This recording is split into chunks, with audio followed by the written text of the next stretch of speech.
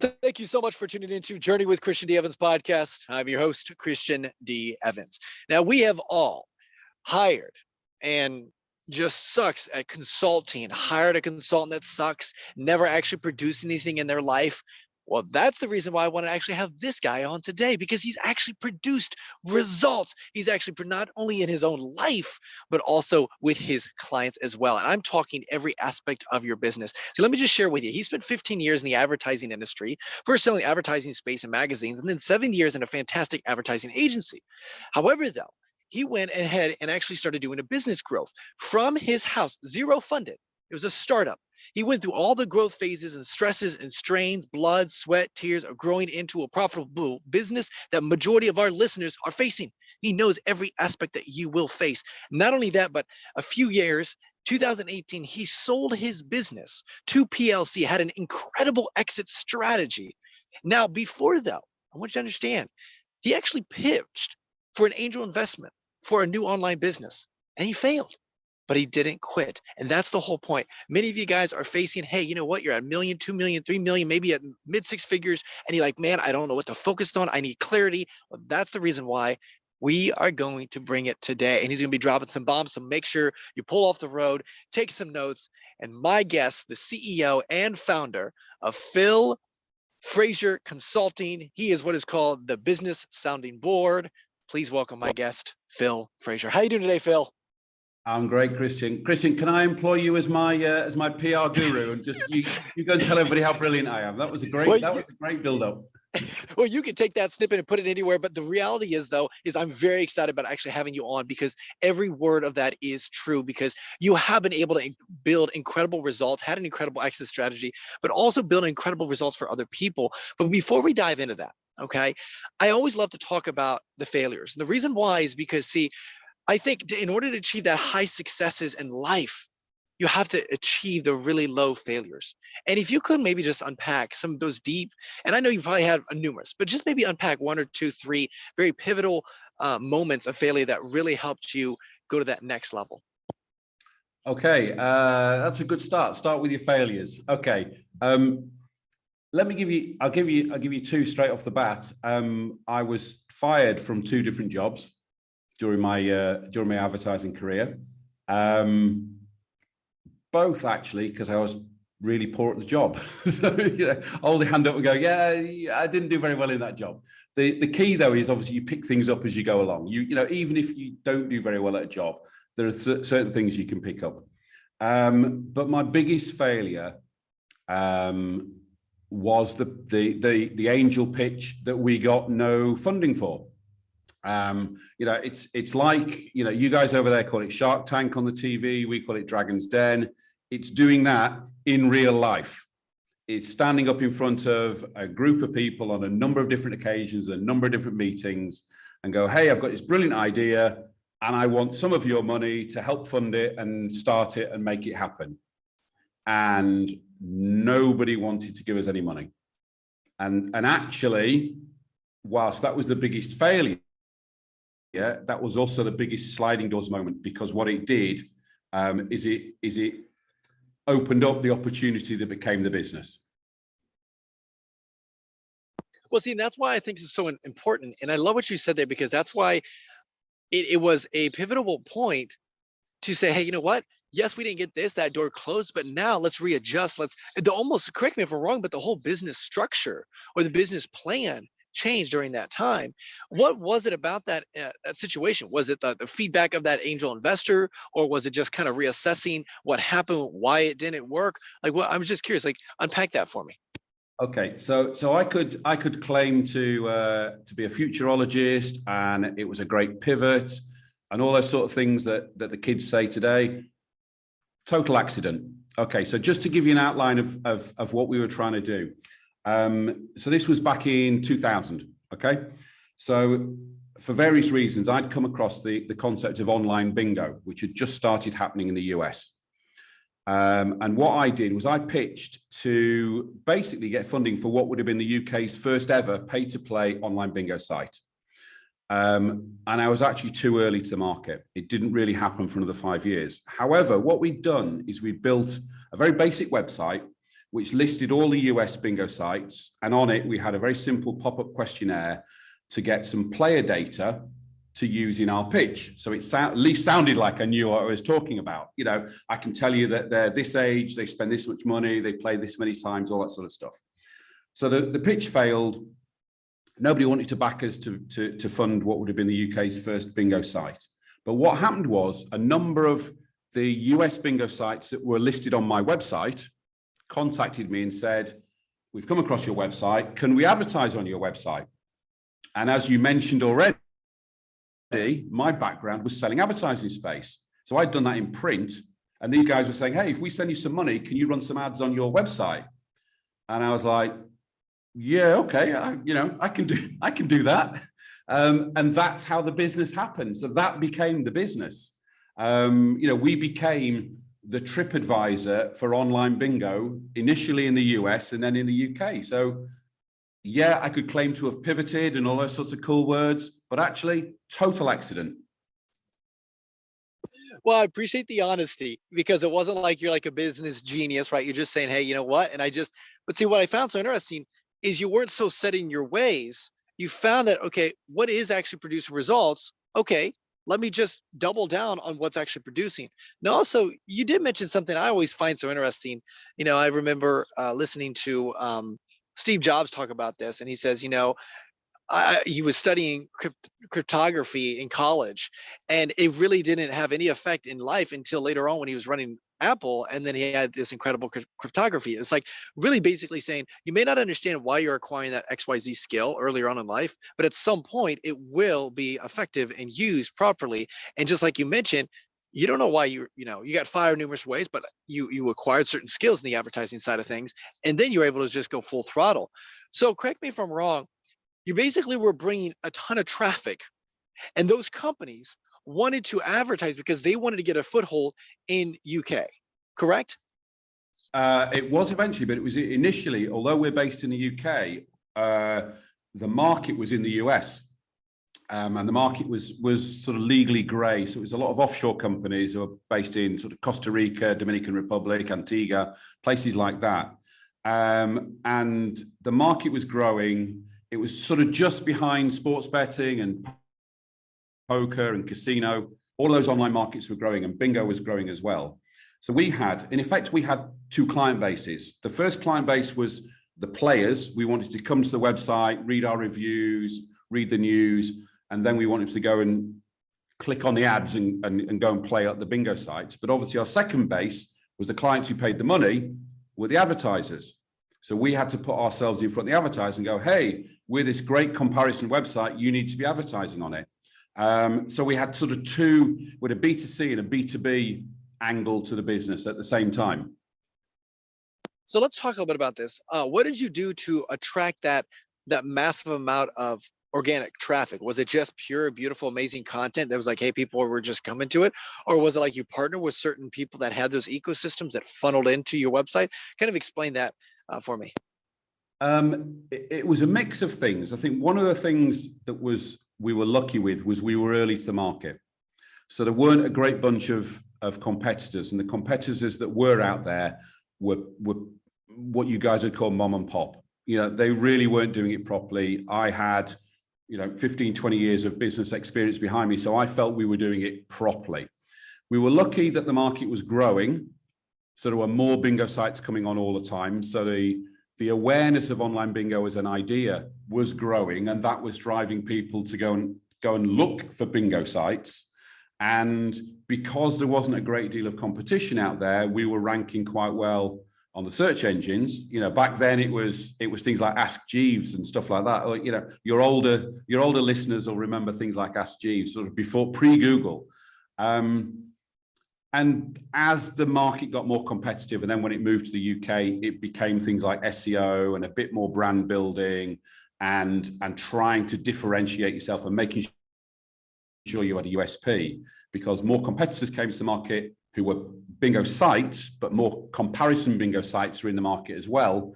So then it gets to the question, and this is one of the things I talk to clients about, is you've got to say to your audience, why should you come to my site rather than going to that site, which does pretty much the same thing.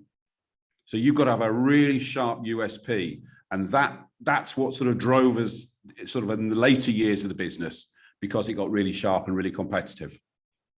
Now, this is really good because, see, I understand the concept of being just, kind of a blue market ocean, right? Okay, you know what? Boom, there's not that much bloody water. Hey, I'm just in the market. But what you said on the second part there, phase two, which I really want to emphasize for our audience, people can't relate sometimes, like, oh, cool, you got really just lucky, that you just had a lot of stuff. No, because later on, that was only the beginning stages. Certainly they got traffic, but massive amount of flood and sharks were starting, and you just saw a lot of competition. So that second, really developing that USP, that unique selling proposition. So what did you do to constantly optimize to really make sure that you solidify your hold in that competitive market? So our main USP throughout, so our business model was a mix of advertising, so straight advertising, which was, you send me $100, I'll run your ad for however long on the site. And some of it was affiliate marketing, which is, we'll run the ad for free, but we'll take a share of the players' losses that we send. So it's a mix of the two. But what we always had as our USP was we listed every single online bingo website that was out there, whether we had a commercial relationship with them or not. So you might, let's say Christian Evans Bingo is a brand new website, and you don't want to work with us. You said, no, I'm doing it myself. We would still list your website on our website because it contributes to the USP that any bingo player who wants to read a review about Christian Evans Bingo knows it will be on our website. And if somebody reads that review and goes to Christian Evans Bingo, we don't make any commercial benefit from that because we haven't got a commercial deal. But the bigger picture is we've got a USP that player goes, well, I found Christian Evans Bingo on that website. I'll find something other where, whatever, I don't know, Phil Fraser's bingo on there as well. So that was always that was our core USP. And a lot of other people, possibly short-sighted, said, look, we'll only review, we'll only talk about sites we've got commercial relationship with. So that was the core initially, and then we grew from there. That's beautiful what you just said. So it's like, regardless, you still added value to that company, even though right away, you maybe for 3-6 months, you drove traffic to their site and you made no contractual money or monetization, but you said basically long-term that all of a sudden that company goes, oh, wait a minute, we're getting 5,000, 6,000 hits. Hey, we should definitely have this conversation and really turn the dial up on this relationship. I love that thinking instead of short-term thinking, so transactional. Say, well, you know what? If you're not going to pay us 100,000, then fine, whatever, move on, go someone else, right? Because we see the value of us. You saw the larger relationship and said, hey, you know what? If we drive and add value to them.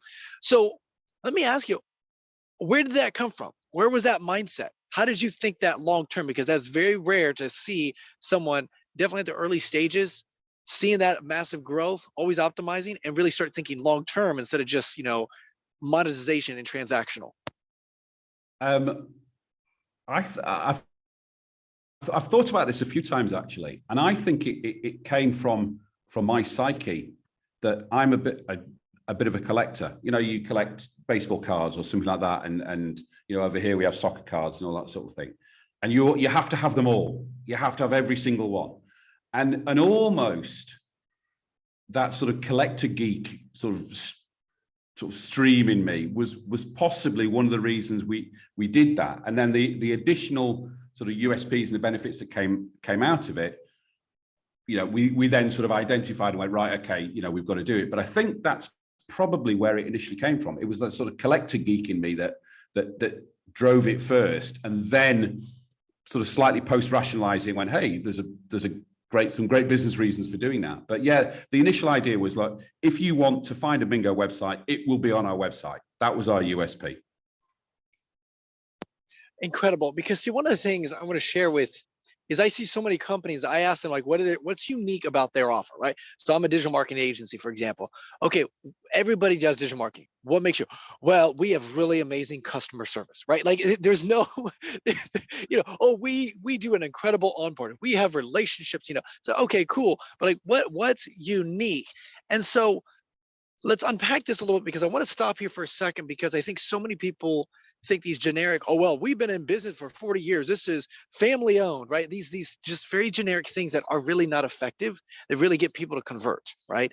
And so I think the reason why I want to unpack this a little bit and kind of stand on this for a second is because most of our audience, if you don't have a dialed in offer, the offer is what really resonates, what you're basically selling, the USP, okay, side of things. If you do not have a dialed in offer that makes it unique, that you will not drive just amazing, immense value.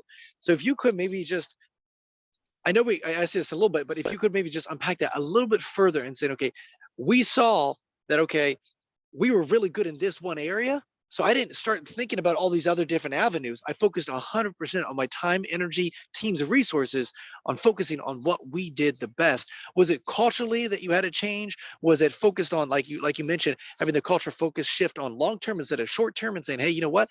How can we start bringing in more bingo? And to carry on your example, and find more websites and small little trinket ones that only have 200, 300, maybe 1,000 hits a month, and bring them on. Like, what were certain things that you really did that said, okay, hey, you know what? We're going to plant our flag, and this is what we do the best.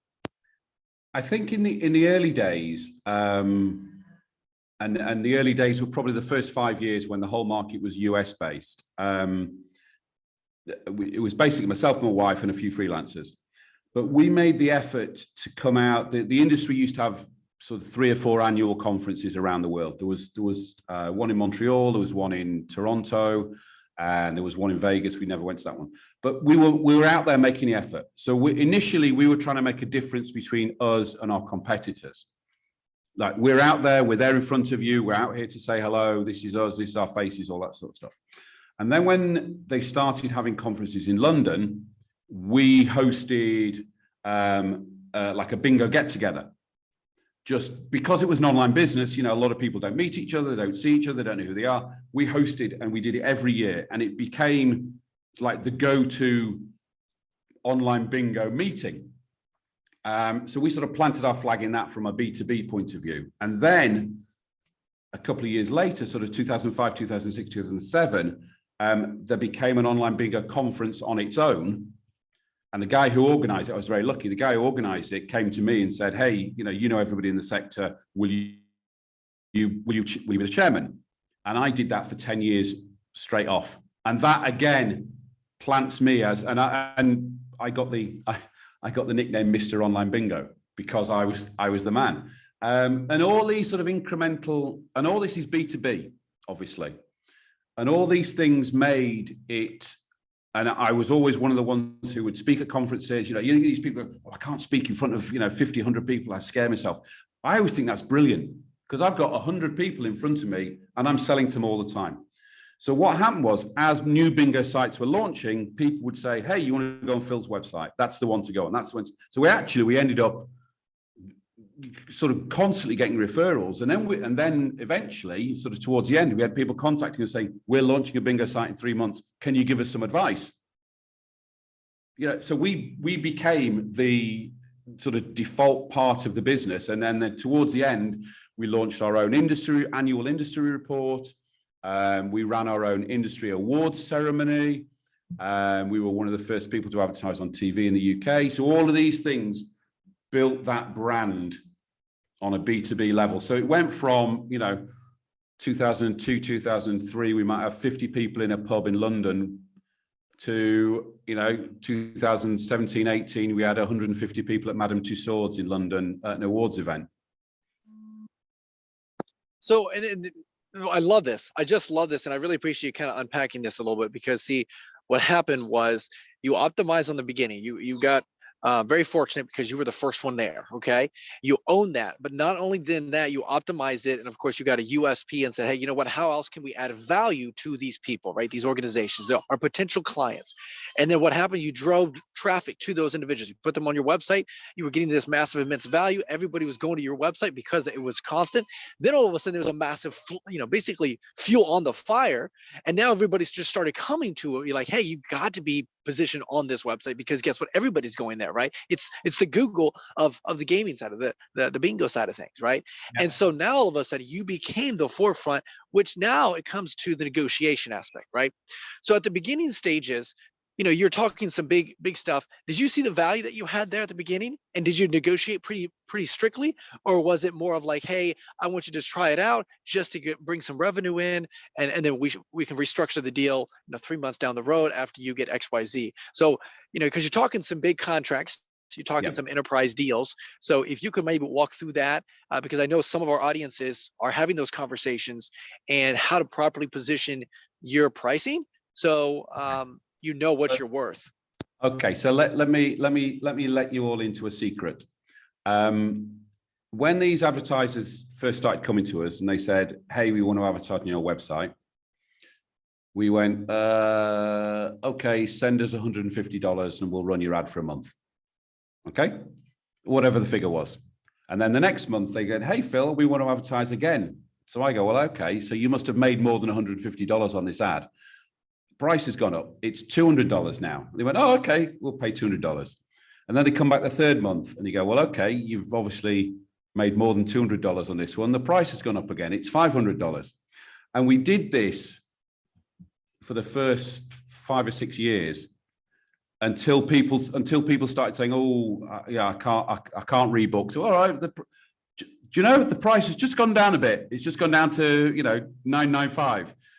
So our pricing model initially was keep putting it up until they squeak.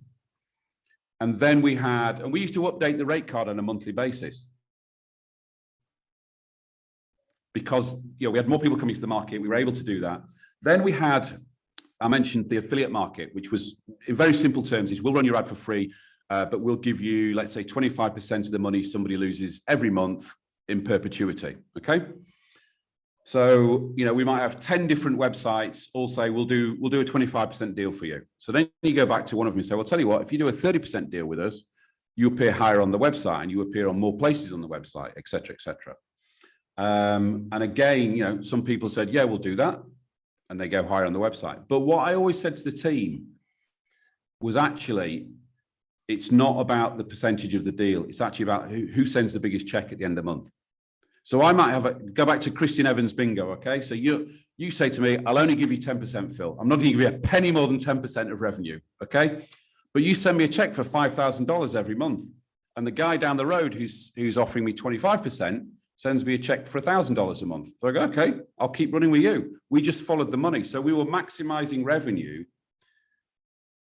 just by seeing what's coming in through the bank. And that's not, it's not a business secret. It's just being sensible. We've got, if we've got 30 ad spaces across the website, then we'll put the 30 most profitable businesses in the most prominent places based on maybe last month or the last quarter's revenue. Some of it will sell, some of it will do on affiliate. So that was sort of how we tried to maximize it. And then you've got, the other side of it is the B2C market. So we spent a lot of time over the years doing SEO. Google obviously was our core traffic. And that is, anybody who's got an online business, you will know Google is like, they move the goalposts every month. It's like playing football and you go, hang on a minute, the posts were over there. And now they're on the 10-yard line. And they're over on the side. Why are they there? And that's how Google tended to work, or still tends to work on SEO. Correct. And I'm glad you're mentioning this because, see, there are certain channels that you cannot really rely on too much, right? And what I've discovered is like, when I was building my first business, I built it mainly on paid acquisition, just because I knew, hey, I knew that game, I knew that worked. Now I've kind of come into the podcasting world. I understand the power of partnerships and collaborations and JVs and so forth, and really optimizing those relationships. But it's interesting because, like you were just saying, SEO, all these things, these channels like YouTube and TikTok and all these social media channels, they constantly are adjusting and moving, and they're, leveraging it different ways. And so you got to make sure that you stay on top of it, but secondly, also you don't rely on it too much, right? You have several different acquisition channels, and you can control as many as you can.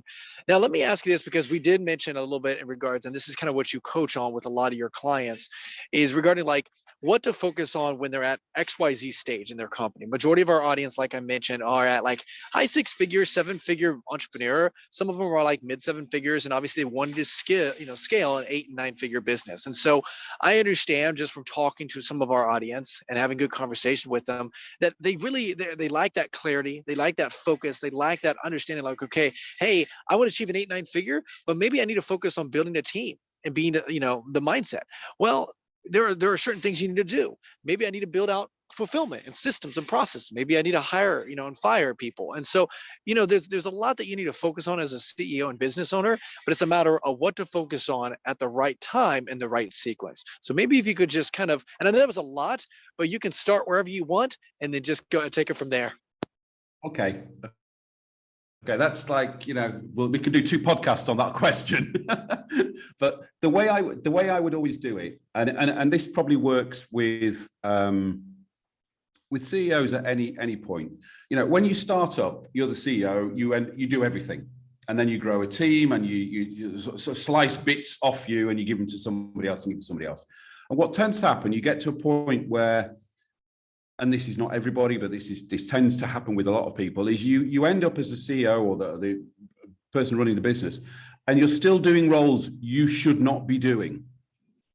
And you're either doing them because you like doing them, and hey, it's your business, you can do whatever you want, or you're doing them because you haven't sliced that bit of you off you yet, or you don't like to delegate, and hey, I'm the only one who can do this. I've got a unique skill that nobody else can do this, and they don't delegate. And one of the things I try and focus my clients on is, you are the CEO of a £500,000 turnover business, a £1 million turnover business, a £2 million turnover business. And this happened with me, and a lot of things I talk about are things I've done. So I'm not talking, I've read it in a book or listened to a podcast. How many, and actually everybody can ask themselves this question: have you got a job spec? Have you got roles and responsibilities as CEO? Okay. Now, there's 2 points to this. Number one, you probably haven't. But number two, if you had, what would be on that roles and responsibilities? And match that to what you are doing on a day-to-day basis, and I bet you they don't match up. You as the CEO, your role should be, maximizing profit, setting the strategy, putting the financial levers in place to make sure the strategy gets delivered, motivating and developing your team. That's probably it. And if you're doing anything other than that, that should be either delegated or outsourced, or recruit somebody to do it. And I think that opens so many Pandora's boxes when people, and I've done it with clients and I've done it with myself, that they sit down and go, shit, I shouldn't be doing that. And that's probably the start. That's, as I say, that opens loads of different boxes, but that's probably where I'd start. Well, 100%. And one of the things that I want to kind of do a little caveat on that, because it's like, not only do you focus on, okay, hey, identifying the top tasks that only you can do, but all those other tasks, it's not that you have to delegate right off the bat. It is a slow process, and expect, 3, maybe 6 months, maybe even 9 months, maybe even 12 months to be able to. But the reality is, just like you eat an elephant, just one at a time, one task at a time. Who's going to take ownership of this? Okay, boom. And at the end of the day, I'm not going to do it. Now, once you kind of develop that a little bit, okay, obviously you need to build culture, right?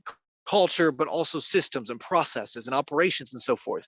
And the thing is what I've discovered, and I love to kind of get your response. Sometimes you don't always have to be the one that knows how to do that thing. You need to find the who that knows how to do that, right? So it's okay. Hey, I'm not good at operations. I'm not good at HubSpot integration, EOS integration, all that stuff. Okay, well, who is good at it? And that can implement this. And then obviously, like you just were talking about, what do I really enjoy doing? Some people just want to show up and be the podcast and do the one-on-one meetings and the excitement for the clientele. Wonderful. Identify that. What do you want to do? And everything else that you're doing, if you're rustling in and you got to be on Slack to talk to a customer because, oh, they're angry, guess what? That's success manager. Why isn't he or she doing it, right? And so I'd love to just for you to kind of maybe share your thoughts on what that next level looks like. Okay, so I'm big on delegation. That's maybe because I'm lazy, but I'm big on delegation. But I always used to, delegation isn't just, hey, I don't want to do this task here, John, you do it.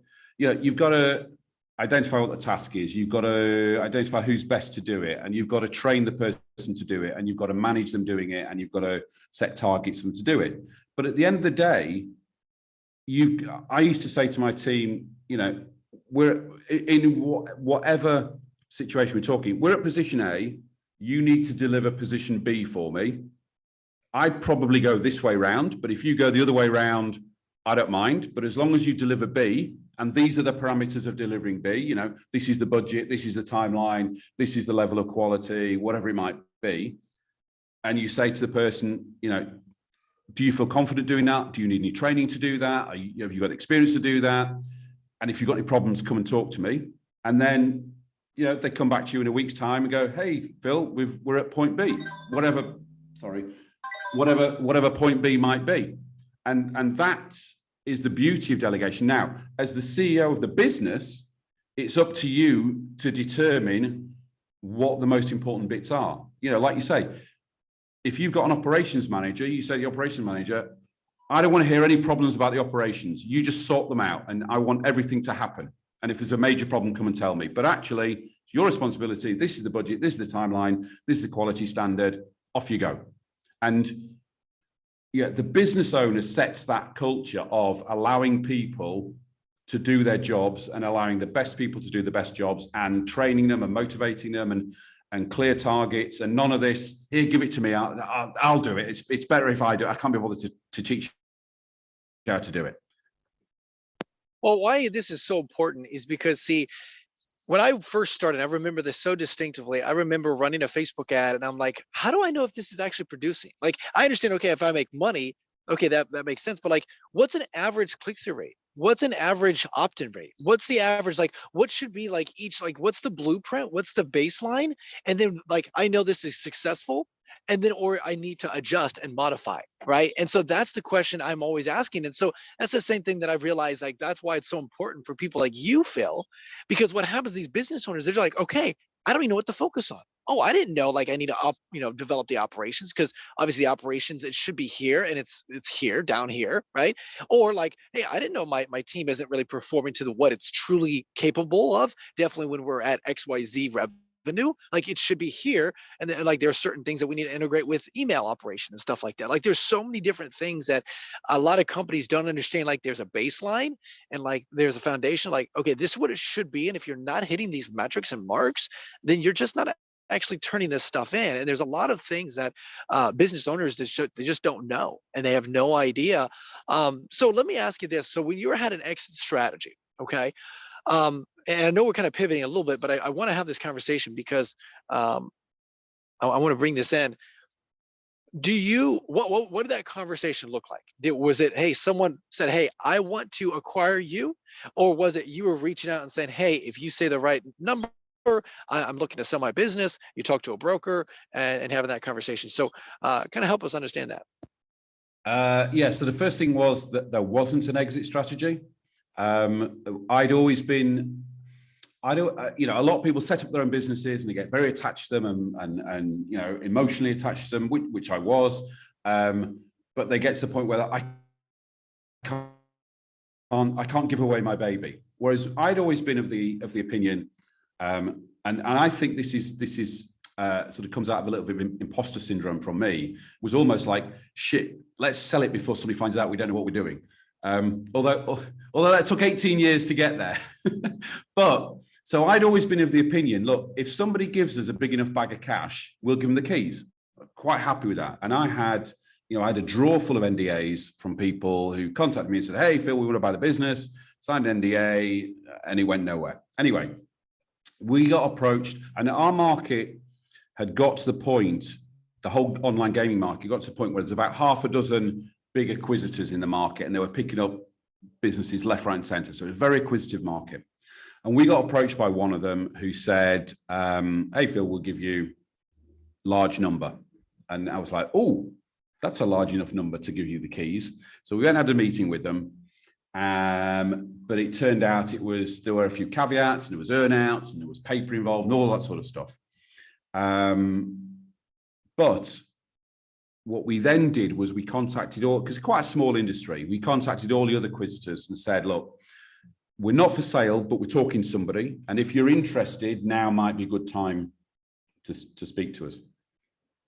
And one of them came back and made us an offer, which wasn't as big as the big one, but was acceptable. And we were days from signing heads of terms when another one of the competitors came along and said, we'd like to acquire you. And I said, look, I'm about to sign heads of terms. I'm not going to go against it. I'm sort of, my word is my bond sort of thing, but I don't like to do it. But for me to change horses, you've got to move the dial. You've got to give me a considerable difference. And the CEO came back to me in 48 hours, put together a better package. So it's a better structured package and a bigger price. And we agreed the deal over the phone, a couple of emails, and then the solicitors got involved. So that took another 4.5 months. And we did the deal. And we had a 3-month handover period, and that was it. We had all the cash after 3 months in various stages. So the structure was good. We were badly prepared, although it didn't actually damage the sale, but there were a few things we didn't have in place that I sort of subsequently learned and now talk about in terms of preparing for a sale. But yeah, it wasn't, if they hadn't sold, interestingly at the time, the number 2 in the market was also for sale. And actually our plan B was to acquire the number 2 in the market. We'd had a couple of conversations with them. We hadn't agreed a price or anything like that, but that was plan B. So there wasn't an exit strategy, but it all happened pretty quickly. Well, see, what's interesting, I was talking to someone, I had an unexpected exit strategy as well. Like, it wasn't like I was planning to build this business and have an exit strategy, right? And what I found is like the mindset is tremendously different, actually, right? It's like, hey, because then what happens, you don't develop like your personal brand within it. It's not attached to that business. So I just want to get your perspective on like how you thought of the business differently, instead of like saying, hey, this is it. I know you mentioned that a little bit, but also like saying, hey, at some point I am going to have an exit and there's going to be something else. Because I think you just run your business and run your operations just differently when you know that. And I'd love to just kind of get your feedback on what you have found. Yeah, I think I think a lot of it goes back to psyche and stuff like that. I mean, when we launched the business, it was about paying for bills and mortgages and shoes for the kids and food on the table and that sort of thing. And you go through, it's also sort of Maslow's hierarchy type stuff. So then you go, okay, we can get a new car, or we can go on holiday, we can send the kids to a better school, all those sorts of things. So you go through those steps. And I think once you get to a certain point, I'm not going to buy a yacht or an island or a Learjet or something like that. You get to the point where actually the business is making enough money and it's matching your lifestyle. And at that point, I think you get to the point where you get slightly detached, and you can get detached. And one of the things, I mentioned delegation already. Sort of 6 years out from when we sold, I brought a number 2 in. And basically, and this is one of the things we talk about preparation for the sale. Somebody said to me, you need to do the 2-week holiday test to see if your business is sellable. If you can go on holiday for 2 weeks and turn your phone off and the business still runs, you have a sellable business. If you can't, and you're by the pool with your phone and your laptop and whatever, you haven't got a sellable business. So 6 years out, I'd managed to get a number 2 in. And over the years, more and more, he was running the business and I was overseeing. And again, this sort of ties back into what I was saying about job descriptions. I gave him a roles and responsibilities, which then meant I had to create a roles and responsibility for me, so I wasn't treading on his toes. But what it meant was we had a business that at any time I could unplug from and it would still run. But also from a sale point of view, I could step away and it would still run. And that, I think, is where the emotional detachment comes. That's actually, see, that's just a difference of mindset. And I'm glad you just kind of mentioned that for our audience, because I want some of us to understand that, you may have a software SaaS company, right? And you're a startup and but the way you think about it is like, hey, this isn't like, I'm not going to be the face of the brand. I'm not going to be structuring it. Like you mentioned, I'm going to start figuring out, okay, how do I build systems and processes earlier on? So when you are at that 8-9 figure, mid 9-figure mark, and you're like, okay, I want to sell this for X amount of dollars. Well, now you definitely can, because like you said, that's what you're looking for, right? You're structuring, hey, how do I find a number 2? How do I find something that I can walk away and that thing's still running and operating? And that shows to you as the owner or as the co-owner that you can rock and roll. So that's awesome, man. I just appreciate the immense value you brought today, Phil. Just unpacking just so much and really just, clarifying for our audience. How can our audience reach out to you? Just get a little bit more like a custom approach. Like, hey, you know what? I'm struggling with this. What should I focus on, Phil? How can they reach out to you? Okay, so what I do now, just to give your audience an idea, I work as what I call a business sounding board. So sort of halfway between a mentor and a coach. But I sit with the business owner and allow the business owner to talk about the stuff business owners can't talk to anybody else about. So if I give you two very simple examples, we might be buying the business down the road, or we might be selling the business. Okay, so let's say I'm buying the business down the road. I tell Jane, my sales director, hey Jane, we're selling the business down the road. So we're buying the business down the road. What's the first thing she thinks? She immediately thinks, shit, they've got a sales director and I'm going to lose my job. Yeah. You do it the other way. We're selling the business. So all the staff go running to the hills. They're just 2 very simple examples. There's lots of things you can't talk to people about. And that's what I do. I sit with business owners and basically listen to them discuss their issues. The whole thing about it's lonely at the top. And I can do that independently, I can do it confidentially, but I can do it from a position of having been there and done that. I've had the sleepless nights. I've had the shit, the whole thing is going to hell in a handcart. What the fuck are we going to do? I've been there. So I've not just read a book. I've not just bought a franchise and become a coach. So that's what I do. And most of my meetings start with me asking this client, what do you want to talk about? No process, no structure, just, hey, Christian, what's the problem this week? What do you want to talk about? And the other thing I can do as well is work as an accountability partner. So, hey, Christian, we discussed, you were going to do A, B, and C last week. Did you do them? Now, you as a business owner, if you haven't got an accountability partner, won't do it because you don't want to do it. It's horrible. It's hard, whatever it might be. I compare it to pushing a piece of broccoli around the plate. You should eat it. It's good for you, but you just don't. So I can do that accountability partner. So as I say, pretty much sitting with the CEO, sitting with the business owner and going, hey guy, what do you want to talk about? And they can download on me. So how do you get hold of me? You can get hold of me 2 ways, probably. The first is via my website, which is philfraser.co.uk. And that's Fraser with an S. Don't go to philfraser.com because that is a medieval reenactment costume company. So if you see sort of bows and arrows and Robin Hood, you're on the wrong website. It's philfraser.co.uk.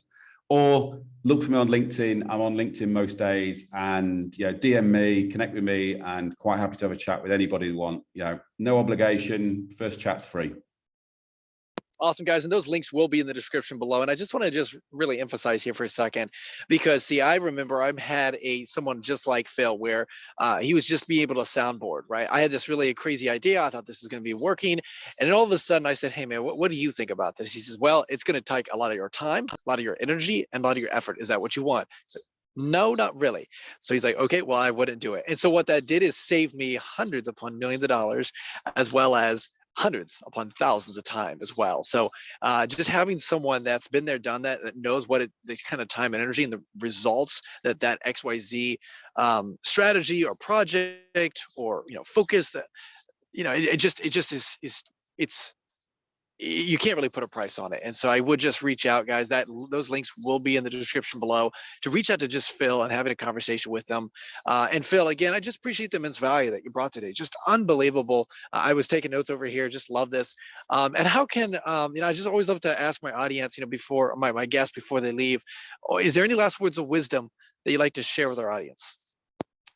Oh, that's a good one. That's a good one. I like to tell my clients, just go for it. If you got an idea, just go for it. But do the research first. But if your gut tells you this is a good idea, I'm going to go for it. Go for it, because number one, if you don't go for it, you'll spend your whole time going, shit, I wish I tried that. And actually, if you do go for it and it doesn't work, hey, you went for it, tried it, you did the research, it didn't work. None of us are doing brain surgery. We're not going to kill anybody. So that would be my advice. Just go for it. And that, my friends, is the business sounding board. Phil Frazier, guys. That is Journey with Christian D. Evans podcast. Until next time, be uncommon if you can.